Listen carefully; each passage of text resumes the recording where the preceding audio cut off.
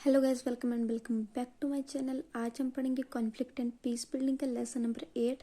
अगर आप lesson number 7 तक वीडियो देखना चाहते हैं तो वो भी आपको मेरे यूट्यूब चैनल पर प्रोवाइड कर दी है। तो बिना किसी देरी के जल्दी से शुरू करते हैं। तो जी पाठ नंबर 8 है अंतर्राष्ट्रीय विवाद, विवाद का स्तर, international conflict, level of conflicts. तो जी इसकी भूमिका दी गई है यहाँ पर। तो जो बुक में है वो इतना इजी करके नहीं दिया गया है, समझने में थोड़ी आपको कठिनाई होगी और उसी कठिनाई को आसान करना ही मेरा काम है। तो मैंने अपने नोट्स बनाए हुए हैं, जो मैंने इस लेसन के लिए नोट्स बनाए हैं, जो मेरे प्रोफेसर ने बनवाए थे हमसे, डॉक्टर शर्मा उनका नाम है, उन्होंने बनवाए थे। तो जी मैं वही नोट्स आपके साथ शेयर करना चाहूँगी। अगर आपको ये ढंग मेरे पढ़ाने का, ये वाला ढंग अच्छा लगे तो प्लीज़ बताइएगा, अगर नहीं लगे तो भी प्लीज़ कमेंट करके बता दीजिएगा, मेरे को काफ़ी अच्छा लगेगा। अगर आप या तो पॉजिटिव कमेंट करेंगे या तो नेगेटिव कमेंट करेंगे, बट प्लीज़ अपने जो विचार हैं वो प्लीज़ मेरे को बताइएगा। और मैं क्षमा चाहूँगी कि मेरी हैंड राइटिंग उतनी अच्छी नहीं है, बट फिर भी आप समझने का प्रयास कीजिएगा।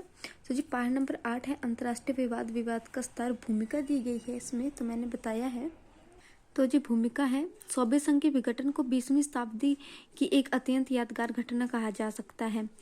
तो जी जो सोवियत संघ का है उसका विघटन हुआ था 1991 को, और इसको जो है वो 20वीं शताब्दी की काफ़ी यादगार घटना कहा जाता है।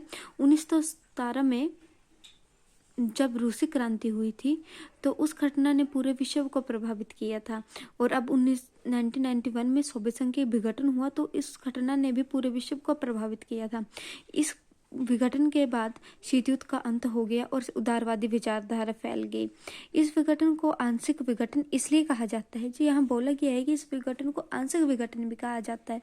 तो जी इस विघटन को आंशिक विघटन इसलिए कहा जाता है क्योंकि इसके बाद के रूप में ने आंशिक रूप से सोवियत संघ का नाम ले लिया था। रूस के पास सोवियत संघ का 3/4 भाग, परमाणु शक्ति, वीटो पावर और कई प्राकृतिक स्रोत प्राप्त हुए थे, लेकिन रूस पुराने सोवियत संघ की तरह अमेरिका का मुकाबला नहीं कर पा रहा था। जो सोवियत संघ है उसका उत्तराधिकारी ही माना जाता है रूस को। तो जी यहाँ बोला जा रहा है कि जो रूस है उसके पास वीटो पावर, जो सोवियत संघ का विघटन हुआ था उसके पश्चात रूस को उसके वीटो पावर मिल गई थी, परमाणु शक्ति मिल गई थी और कई प्राकृतिक स्रोत भी प्राप्त हुए थे, परंतु फिर भी जो रूस है वो सोवियत संघ की तरह अमेरिका का मुकाबला नहीं कर पा रहा था। अब इसका क्या कारण था? इसका कारण ये था कि उसकी अर्थव्यवस्था कमजोर हो चुकी थी और अब तक अमेरिका पर निर्भर था, और उसकी जो आर्थिक व्यवस्था थी वो कमज़ोर हो गई थी और अब वो है अमेरिका पर निर्भर हो गया था। अंतर्राष्ट्रीय राजनीति में रूस शक्तिशाली और महत्वपूर्ण भूमिका नहीं निभा पा रहा था। अब अमेरिका के प्रभुत्व को चुनौती देना उसके लिए आसान नहीं था। जो रूस है वो अंतर्राष्ट्रीय राजनीति में शक्तिशाली और महत्वपूर्ण भूमिका नहीं निभा पा रहा था, और उसके लिए अब अमेरिका के प्रभुत्व को चुनौती देना आसान नहीं था, क्योंकि उसका विघटन हो चुका था सोवियत संघ का और रूस उसका एक हिस्सा था। विश्व में अब एक ध्रुवीय व्यवस्था का गठन हुआ, क्योंकि जो सोवियत संघ था उसकी विचारधारा अलग थी और जो अमेरिका है उसकी जो विचारधारा है वो विचारधारा अलग थी। तो अब जो सोवियत संघ का विघटन हो गया तो उसके साथ उसकी विचारधारा भी मर गई और विश्व में एक ध्रुवीय व्यवस्था का गठन हुआ। ठीक है,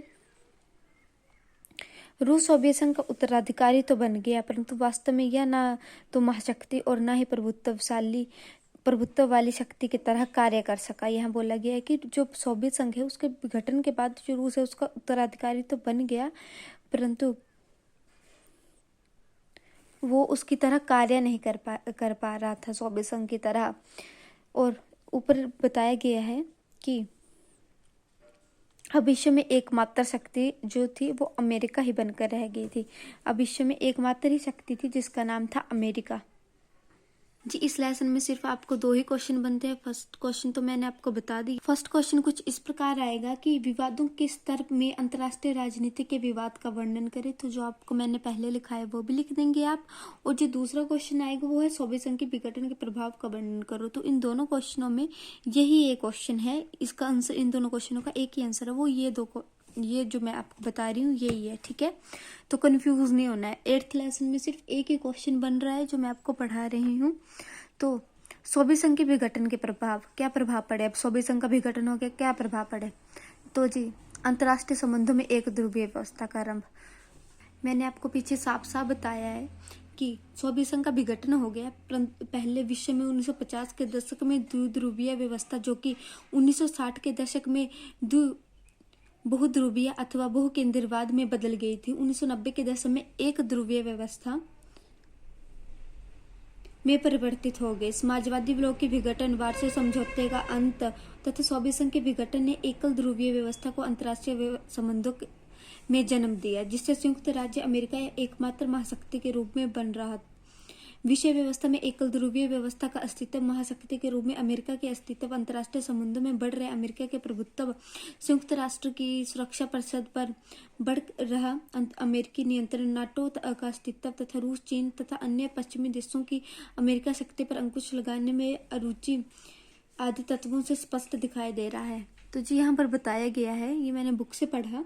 तो जो इसका सार निकलता है, अगर आपको ये क्वेश्चन आता है तो आप क्या लिखेंगे? आप सीधा लिखेंगे कि अंतर्राष्ट्रीय संबंधों में एक ध्रुवीय व्यवस्था का गठन हो चुका था, क्योंकि जो सोवियत